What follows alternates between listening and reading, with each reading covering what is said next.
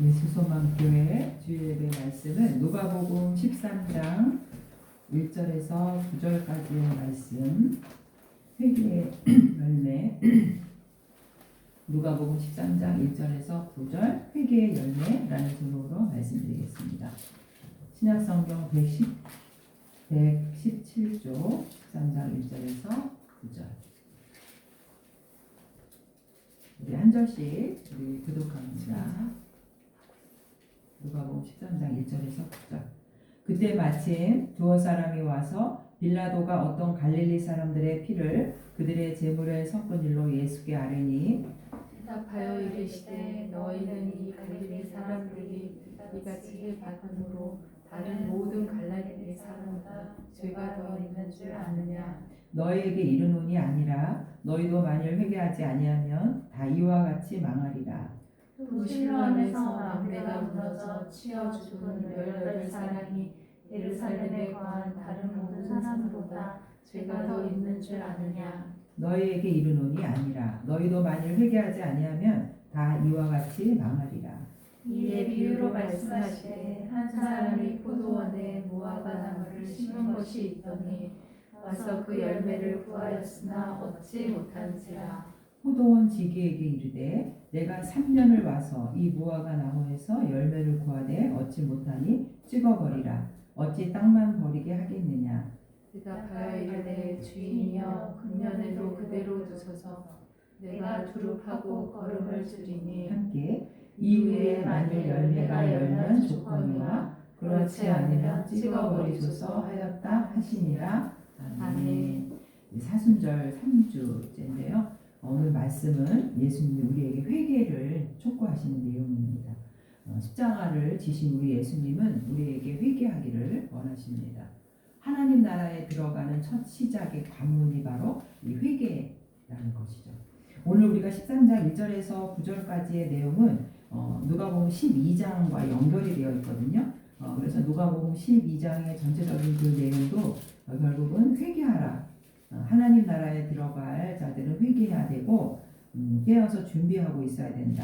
그래서 우리가 그 12장 54절에도 보면 또 무리에게 이르시되 너희가 구름이 서쪽에서 이는 것을 보면 곧 말하기를 소나기가 오리라 하고 하나니 과연 그러하고 남풍이 부는 것을 보면 말하기를 심히 더우리라 하나니 과연 그러하니라.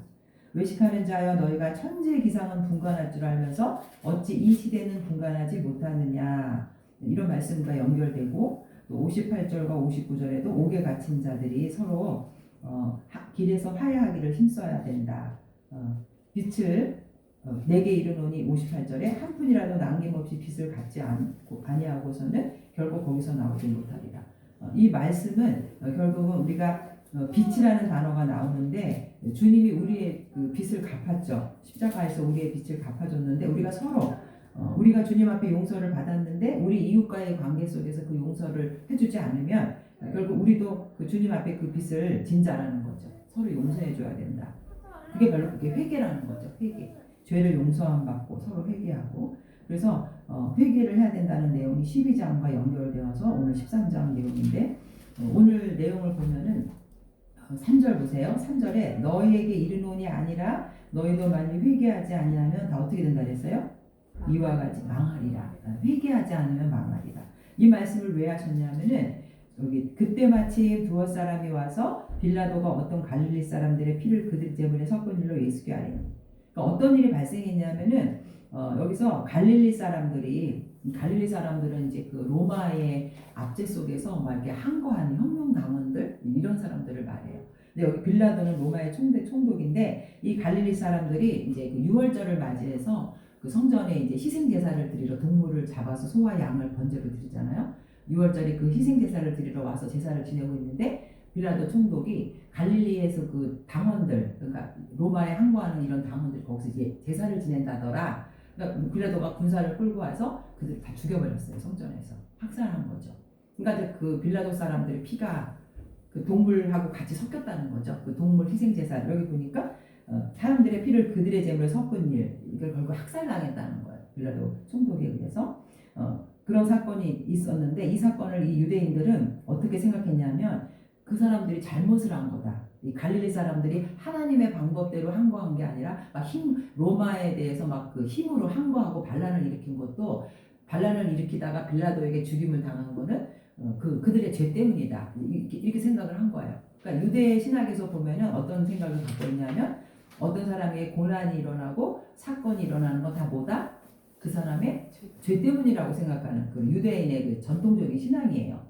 그리고 우리가 욥기서도 보면은 욥기서 4장 7절에 대만 사람 엘리바스가 욥이 이제 고난을 받고 있을 때 이렇게 말했어요. 생각하여 보라, 죄 없이 망한 자가 누구인가? 정직한 자의 끊어짐이 어디 있는가? 그러니까 욥이 고난 받는 것도 뭐 때문에? 너가 뭔가 죄를 지었으니까 하나님 앞에 벌 받는 거 아니냐? 이런 생각을 하고 있었다는 거죠. 그랬는데 이 사람들이 이 갈릴리 사람들이 이렇게 빌라도에 의해서 학살당한 거, 너희들이 무력으로 그렇게 항거하고 반역했으니까 빌라도 사람들에게 죽임을 당한 거 아니냐, 이렇게 바리새인들이 이런 생각을 한 것이죠. 근데 여기서 3절에 뭐라 그랬냐면, 2절과 3절에 그렇게 생각하는 사람들에게 예수님은 너희는 이 갈릴리 사람들이 이같이 해받음으로 다른 모든 갈릴리 사람보다 죄가 더 있는 줄 아느냐. 그러니까 죄가 있다는 거예요, 없다는 거예요? 죄가 없다는 거예요. 갈릴리 사람이 더 죄가 있어서 죽고, 많은 사람들이 욥이 고난을 받는 거는 그 욥에게 어떤 죄가 있어서 받는 게 아니라는 거예요. 예수님의 그 핵심은 뭐냐면은 모든 인간은 뭐예요? 죄인이라는 거예요. 모든 인간은 죄인이면서 죄를 회개하지 않으면 망한다는 거예요. 3절 말씀에 모든 인간이 죄인이고, 너희들이 그렇게 그 죄성을 가진 인간들이 그걸 자신의 그 잣대로 인해서 저 사람 죄를 지었으니까 죽었을 거야, 죄를 지었으니까 사고를 당했을 거야, 그 판단하는 그 사람도 뭐예요? 죄인이죠. 죄인이 죄인을 이렇게 심판하고 판단하고 정죄하는 거는 잘못됐다라는 거예요. 그래서 3절에 그게 중요한 게 아니야. 그 사람이 죄가 있어서 죽고 뭐 사건이나 사고가 죄 때문에 그렇다, 그게 중요한 게 아니라 누구의 문제에 집중하라는 거예요. 너의 문제, 너에게 죄가 있어서 너도 죽는다는 거야. 회개를 하지 않으면 너도 이같이 죽는다는 거예요. 그래서 요한복음 9장 2절에도 어떤 사건이 있냐면, 나면서부터 맹인된 사람이 있었어요. 제자들이 물어 이르되 랍비여, 이 사람이 맹인으로 난 것이 누구의 죄로 인함이니까? 자기니까 부모니까? 태어날 때 맹인으로 태어난 사람. 예수님이 뭐라 하셨냐면, 이 사람이나 그 부모의 죄가 아니라 이 사람에게서 하나님이 하시는 일을 나타내고자 하십니다. 그러니까 욥의 고난도 사실은 욥이 어떤 죄라는 것보다는 욥의 신앙을 한층 더 성숙시키기 위한 하나님의 훈련이었잖아요. 그래서 그가 고난을 받은 건데, 이게 유대인들 당시에 사람들이 이렇게 생각하는, 겉으로 드러난 일을 갖고 평가하는 사건과 이런 어떤 죽임을 당했을 때 죄로 인해서 그런 것이야 라고 정죄하고, 그러니까 남의 티는 뭐예요? 자기 들보는 보지 못하고 남의 티를 보고 판단하는, 정죄하는 것, 이것이 잘못됐다는 거죠. 예수님의 말씀은. 그래서 결국 모든 인간은 죄인이기 때문에 회개하지 않으면 인간은 모두 다 망한다. 망한다는 말은 멸망, 영원한 지옥의 형벌에 떨어질 존재가 누구예요? 인간이라는 거예요. 그래서 로마서 3장 23절에 모든 사람이 죄를 범하였음에 하나님의 영광이에요. 판단하고 정죄하는 그 너가 문제야. 너도 죄인이야. 너도 그 죄로 인해서 로마서 6장 23절에 죄의 싹은 사망이요 하나님의 은사는 그리스도 예수 우리 주 안에 있는 영생. 그러니까 죄 때문에 인간이 육체적으로 죽임을 당하고, 이 육체를 갖고 있을 때 예수님을 회개하지 않고 영접하지 않으면 그 영혼도 영원한 지옥의 형벌에 떨어질 존재라는 거죠. 그래서 회개를 해야 된다는 거예요. 예수님이 우리에게 은사, 선물로 주는 게 바로 영생인데, 그 영생은 회개하고 예수님을 영접하는 자에게만 주는 선물이라는 거죠. 그래서 오늘 이 갈릴리 사람들이 성전에서 제사를 지내다가 빌라도에게 살해당한 이 사건, 그 사건이 우리가 죄와 고난은 관계가 없고, 오히려 회개하지 않는, 판단하고 정죄하는 우리도 회개하지 않고 돌이키지 않으면 다 어떻게 되는 거예요? 망한다는 거예요. 그 영원한 멸망, 요한계시록에 나오는 영원한 멸망을 당한다는 거죠. 그 사건을 얘기하면서 그렇게 정리를 해주시고 계시고, 4절 보세요. 4절에 보면 어떤 사건이 또 있냐면, 또 실로암에서 망대가 무너져 치워 죽은 18사람이 예루살렘에 관한 다른 모든 사람보다 죄가 더 있는 줄 아는. 실로암은 물을 저장하는 그 저수지였는데, 그 옆에 이제 망대, 예루살렘 성벽에 이렇게 망대 이렇게 탑을 세웠는데 그게 무너진 거예요. 근데 이 수로 공사를 누가 했냐면 빌라도가 로마 정부가 했던 거죠. 근데 그게 이제 무너져서 사람들이 죽은 거예요. 근데 이제 이 당시 사람들이 유대인들이 로마 사람 정부가 하는 그 수로 공사에 참여해서 그 공사를 했기 때문에 그 로마를 도와준 게 돼서 너희들이 죽은 거다. 유대인들이 그렇게 생각을 한 거예요. 그래서 하나님이 너희들의 로마 정부에 협조했기 때문에 하나님이 너희들에게 벌을 내려서 너희들이 죽은 거야. 유대인들도 이런 생각을 했던 거죠. 그러나 그것도 역시 예수님은 뭐라고 답을 하시냐면 5절도 읽어볼까요? 너에게 이르노니 아니라 너희도 만일 회개하지 않냐면 다 이와 같이 망하리라. 모든 사건과 사고가 인간의 죄 때문이고 결국 이렇게 생각하는 이 사고가 잘못됐다라는 거죠. 뭐가 문제냐? 회개하지 않는 것. 그래서 영원히 멸망당할 수밖에 없는 인간. 이게 중요하다는 거예요. 예수님이 말씀하셨어요. 회개해야 우리의 죄가 없어지고 예수님의 보혈로 사함받기 때문에 문제가 해결되는 거지. 인간이 모두 갖고 있는 이 죄가 해결되지 않는 이상 그 죄를 가지고 또 남을 판단하고 비난하고 정죄하지 말라는 거예요. 우리 인간에게는 히브리 9장 27절에 모든 사람은 한번 죽는 것이고 그 후에는 뭐가 있다? 심판이 있다. 인간의 가장 중요한 문제는 바로 이 죄의 문제를 해결하는 회개지 남을 판단하고 정죄하는 이런 문제가 중요한 게 아니라는 거예요. 인간은 원래 하나님의 형상으로 지음을 받았는데 결국 아담과 하와의 불순종으로 인해서 하나님의 형상이 파괴되고 영원한 지옥으로 갈 수밖에 없게 되었죠. 그래서 결국은 계시록 21장 8절에 두려워하는 자들과 믿지 아니하는 자들과 흉악한 자들과 살인자들과 음행하는 자들과 점술가들과 우상 숭배하는 자들과 거짓말하는 자들은 불과 유황으로 타는 못에 던져지리니 이것이 둘째 사망이다. 결국 회개하지 않고 죄성을 계속 갖고 있다 보면은 사단의 종이 되어서 그 사단과 함께 어디에 떨어진다는 거예요? 지옥으로 떨어지는. 이 죄의 문제를 해결하는 게 너무 우선이고 시급하다는 거예요. 이 죄라는 단어가 뭐예요? 하말티아. 하나님의 관역에서 벗어난 거. 하나님의 관역은 하나님의 말씀이죠. 그 말씀에서 벗어난 건 다 뭐예요? 다 죄라는 거예요. 그렇게 생각해 보면 우리가 정말 죄덩어리죠. 내 중심적으로 생각하여서 하나님 말씀을 어긴 게 한두 가지가 아니니까. 그래서 결국 우리가 쏜 화살은 어디에 꽂혀야 되냐면 하나님 말씀에 꽂혀야 되고 우리의 중심이 하나님 나라의 중심으로 가야 되는 거예요. 그러니까 세상 사람들은 세상의 논리와 방식에 따라 살아가죠. 돈을 많이 벌어야 되고 출세해야 되고 남을 이기고 남을 억누르면서도 내가 높아져야 되고 근데 예수님이 알려준 그런 하나님 나라의 방식은 예수님이 이 땅에 오신 목적은 섬김을 받으러 온 것이 아니라 어떻게 오셨다? 섬기러 오셨다. 세상의 방식과 다른 거죠. 그래서 우리가 회개를 한다고 했을 때는 내가 그냥 세상 다른 사람들보다 다 죄를 안 짓고 나는 회개할 게 없어. 이런 게 아니라 말씀에 비춰봤을 때 내가 과연 하나님 말씀에서 얼마나 어긋났는지 그게 죄라는 거예요. 세상 사람들과는 다른 거죠. 말씀대로 살아야 되는 게 바로 우리 그리스도인인데 그 삶의 원리가 되지 않았을 때는 이걸 회개해야 된다는 거예요. 칼빈이라는 신학자가 기독교 강요에서 이런 말을 했어요. 타락한 인간 본성은 우상을 만들어내는 영원한 공장과 같다. 인간의 이 형상이 타락했기 때문에 계속 인간의 마음에서 뭐가 나와요? 우상 덩어리가 생기는 거예요. 그래서 이 마음은 우상을 잉태하고 손은 그 우상을 만들어낸다. 이런 말을 했어요. 그래서 결국 우리가 십계명의 첫 번째 계명과 두 번째 계명도 오직 여호와 하나님만을 섬기라. 우상을 섬기지 말라. 이렇게 하고 있죠. 자, 죄라는 것이 이렇게 하나님과 우리를 분리시켜요. 이사야 59장 1절도 여호와의 손이 짧아 구원하지 못함도 아니고 귀가 둔하여 듣지 못함도 아니라 오직 뭐가? 너희의 죄악이 너희와 너희 하나님 사이를 갈라놓았고 너희 죄가 그 얼굴을 가리어서 너희에게서 듣지 않게 하십니다. 문제는 우리가 회개하면은 우리의 삶을 한번 뒤돌아보는 거예요. 내가 내 눈 속에 들보를 보지 못하면서 남의 티를 보지 않았는지, 그리고 많은 사람들이 재난을 당하고 고난을 받을 때 저 사람 죄를 져서 그랬을 거야. 나는 깨끗해. 이런 적은 없었는지. 이런 사람들에게 오늘 말씀 속에서 예수님은 너가 바로 회개하라는 거예요. 자, 회개가 어떤 뜻이죠? 뉘우칠 회, 고칠 개.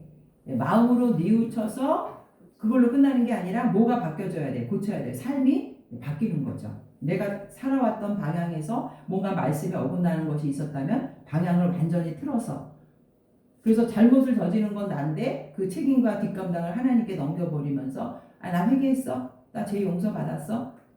이거는 잘못된 신앙이라는 거예요. 결과까지 내가 저지른 죄의 결과까지 책임지는 거예요. 그냥 뉘우침으로 끝나는 게 아니죠.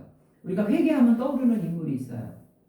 누가복음 19장에 마태 세리, 맞아요. 삭개오 세리, 삭개오가 세금 걷는 사람이에요. 로마 정부에서 많은 이제 세금을 이렇게 부를 축적하기 위해서 많이 바치기 위해서 유대인들에게 많은 세금을 걷어갖고 자기가 중간에 착복을 했죠. 근데 이제 이 삭개오가 예수님을 영접하고 나서 어떤 회개를 했냐면 19장 6절에 보니까 내가 그 남의 것을, 그러니까 자기 소유 절반을 누구에게?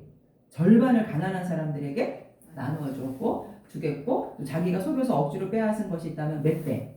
네 배로 갚겠다. 그러니까 자기가 잘못한 것을 그냥 뉘우치는 것으로 끝난 것이 아니라 어떻게 했어요? 그거의 삶에 대한 결과, 열매가 있는 거죠. 가난한 사람들에게 자기 것을 주겠다. 이게 바로 진정한 회개라는 거죠.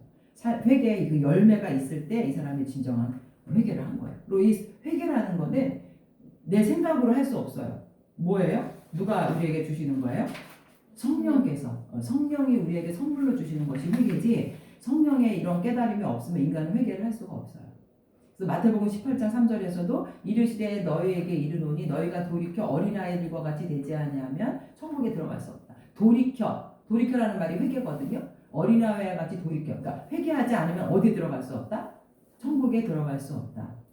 회개를 하고 우리가 복음을 믿는 거죠. 성령으로 우리가 회개를 해야 결국 우리가 회개의 열매를 맺을 수 있다는 것입니다. 그래서 여기서 이 빌라도가 이 갈릴리 사람을 죽인 사건과 이 망대가 무너져서 사람들이 죽은 이 두 가지 사건은 결국 이 사람들이 죄로 인한 것이 아니라 회개하지 않았을 때 너희도 이렇게 망할 수밖에 없다라는 것을 설명하고 있고, 그래서 모든 인간은 뭐다? 죄인이다. 모든 인간은 회개하지 않으면 영원한 지옥에 떨어진다. 두 번째 6절부터 열매 맺지 못하는 그 무화과 나무의 비유를 통해서 모든 인간에게도 뭐예요? 심판이 임박했기 때문에 결국 그 심판이 임하기 전에 회개의 열매를 맺어야 한다는 거죠. 그런데 그 회개의 열매를 맺게 해주시는 분이 바로 예수 그리스도, 기회를 주시는 예수 그리스도라는 거. 여기 보니까 포도원에 무화과 나무를 심었는데 그 당시에 포도원에 포도나무만 심는 게 아니라 무화과 나무도 심을 수 있었어요. 근데 이제 이 무화과 나무가 3년이나 잘 키웠는데도 열매가 없었어요. 그래서 이 과수원 주인이 포도원 지기에게 3년 동안이나 이 열매를 구했지만 얻지 못했으니까 땅만 버린다. 이거를 찍어버려라. 그러니까 포도원 주인이 금년에만 그대로 두소서. 내가 두릅하고 거름을 주리니 만일 열매가 열면 좋거니와 그렇지 않으면 찍어버리소서 하였다 하십니다. 그러니까 금년이라는 기회를 한 번 더 달라고 이 포도원 지기가 얘기했는데, 여기서 이 과수원의 주인은 하나님을 상징하고 포도원 지기는 바로 예수님이고, 이 무화과 나무는 이스라엘 백성들을 상징해요. 이스라엘 백성들이 회개의 열매를 맺지 않았을 때 심판을 당할 수밖에 없다는 거죠. 그래서 결국 이 포도원 지기가 거름을 주고 잘 보살피겠다. 금년만 한번 기회를 더 달라. 이 회개의 기회를 누가 주는 거예요? 바로 예수 그리스도. 예수 그리스도가 우리에게 기회를 주신다는 거죠. 결국 예수님이 하나님과 원수된 우리의 관계에 화목제물이 되시고 우리의 죄를 사해 주신 것은 결국 우리가 회개할 수 있는 기회를 주신 것이고 구원받을 수 있게 해주신 거죠. 이 포도원에 심은 이 무화과 나무는 다른 포도나무처럼 열매를 맺어야 되겠어요. 여기서 보니까 하나님의 정원에 새로 심겨진 포도원이라는 그 땅, 얼마나 땅이 비옥하겠어요. 거름을 주고 다른 곳에 있는 무화과 나무를 이 가수원 땅으로 옮겼다는 거는 거름도 있고 참 좋은 땅에 심겨진 거잖아요. 우리가 시편 1편에도 보면은 복 있는 사람에 대해서 얘기를 하죠. 시편 1편 3절에 그는 시냇가에 심은 나무가 철을 따라 열매를 맺는다. 그러니까 나무가 황폐한 사막에 있는 게 아니라 나무를 어디에 옮겨 심었어요?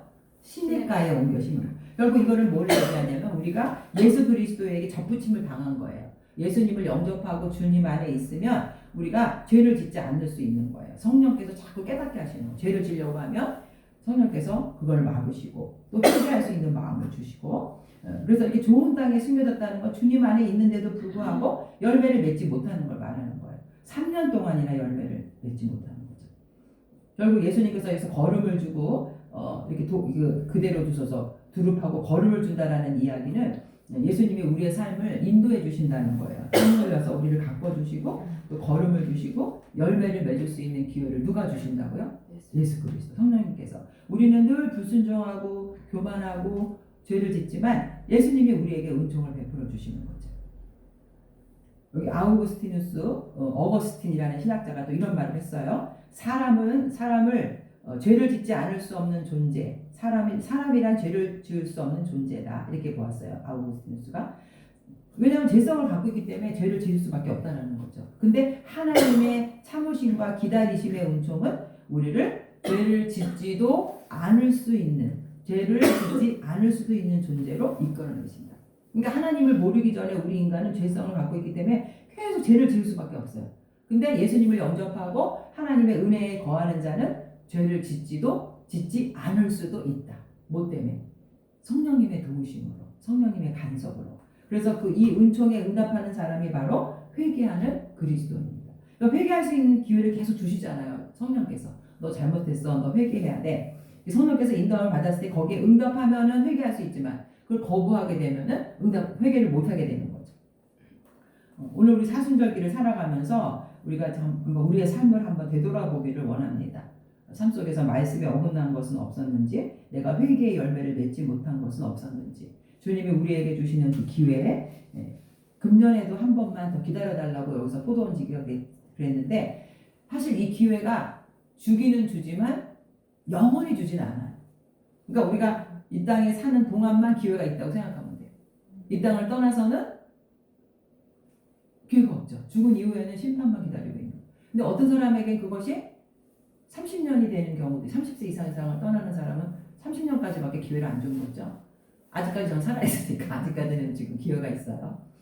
여기서 금년이라는 말은 그렇게 생각해 볼 수가 있는 거예요. 살아있는 동안에만, 이 땅에서만 구원받을 수 있는 기회가 있고 회개할 수 있는 기회가 있는데, 우리의 육신에 갑자기 죽을 수 있잖아요. 내일을 알 수 없는 안개와 같은 삶. 그럼 회개의 기회가 없어지는 거예요. 영원히 기다리지 않는 거죠. 그래서 베드로후서 3장 8절에 사랑하는 자들아, 죽기는 하루가 1000년 같고 1000년이 하루 같다는 이 한 가지 약속을 잊지 말라. 주의 약속은 어떤 이들이 더디다고 생각하는 것 같이 더딘 것이 아니라 어떻게 해요? 오래 참으시는 거예요. 왜? 아무도 멸망하지 않고 다 회개하게 이르기를 원하신다. 근데 10절이 뭐냐면, 그러나 주의 날이 도둑같이 오리니 그날에는 하늘이 큰 소리로 떠나가고 물질이 뜨거운 불에 풀어지고 땅과 그 중에 있는 모든 일이 드러나리라. 또 고린도후서 6장이죠. 이르시되 내가 은혜 베풀 때 너에게서 듣고 구원의 날에 너를 도왔다 하셨으니 보라 지금은 은혜 받을 만한데요. 보라 지금은 구원의 날이요. 그때 하나님의 그 은총에 우리가 반응하고 회개하고 열매를 맺어야지. 좀 있다. 내일, 내년 이 양심이 우리 화인 맞아서 점점 굳어지는 거죠.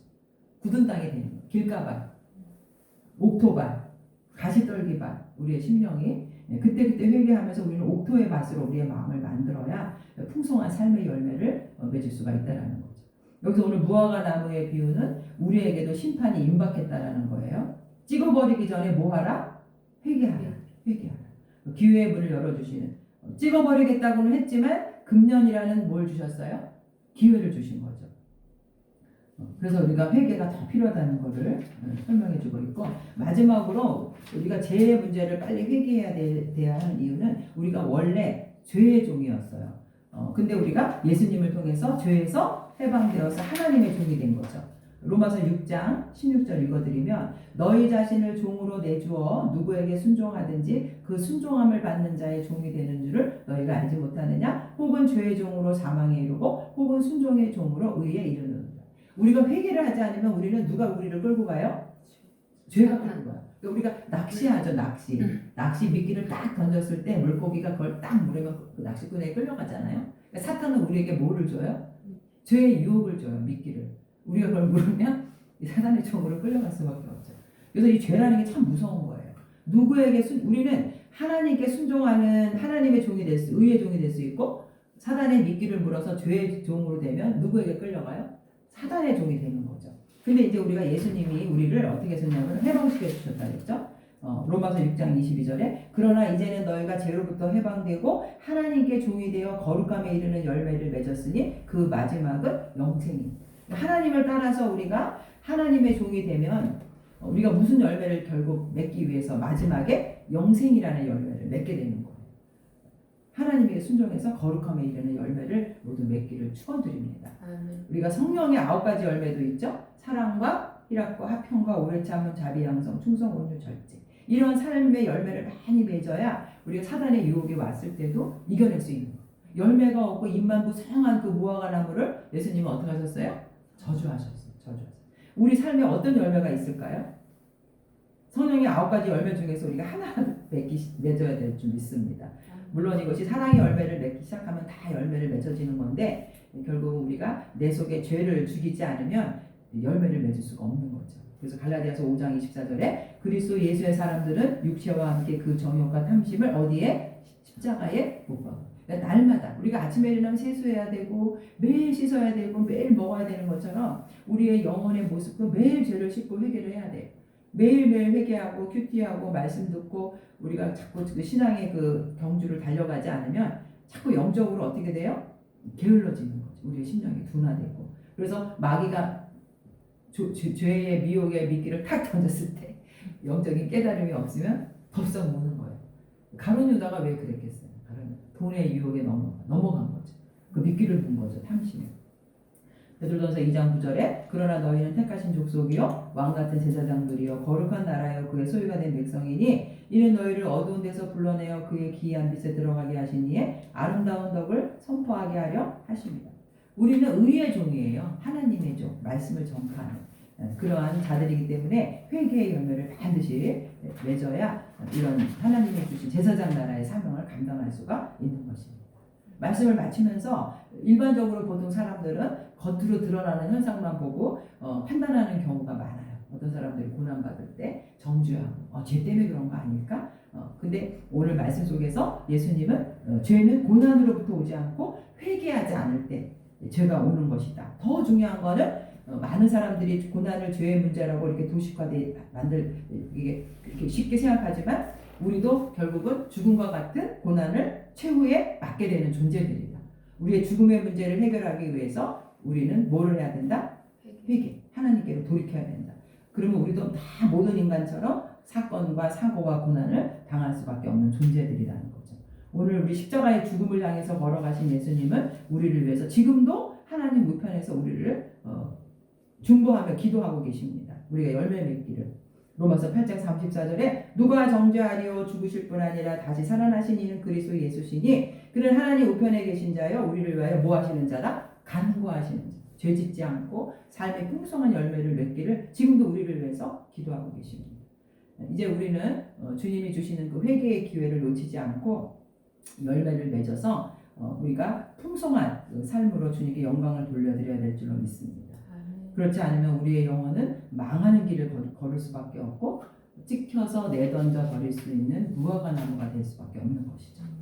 그래서 마지막 히브리서 10장 37절 잠시 잠깐이면 오실 이가 오시리니 지체하지 아니하시리라 나의 의인은 믿음으로 말미암아 살리라 또한 뒤로 물러가면 내 마음이 그를 기뻐하지 아니하리라 하셨느니라. 우리는 뒤로 물러가 멸망할 자가 아니요 오직 영혼을 구원함에 이르는 믿음을 가진 자니라. 기도하겠습니다.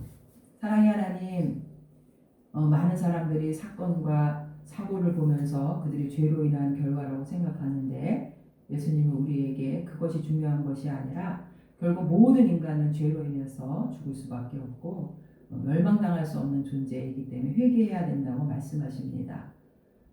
정말 우리에게 회개의 기회를 열어주시는 예수 그리스도 이제 복음의 시대가 되었고 은혜의 시대가 되었는데 보라 지금은 은혜 받을 만한 때라고 했습니다.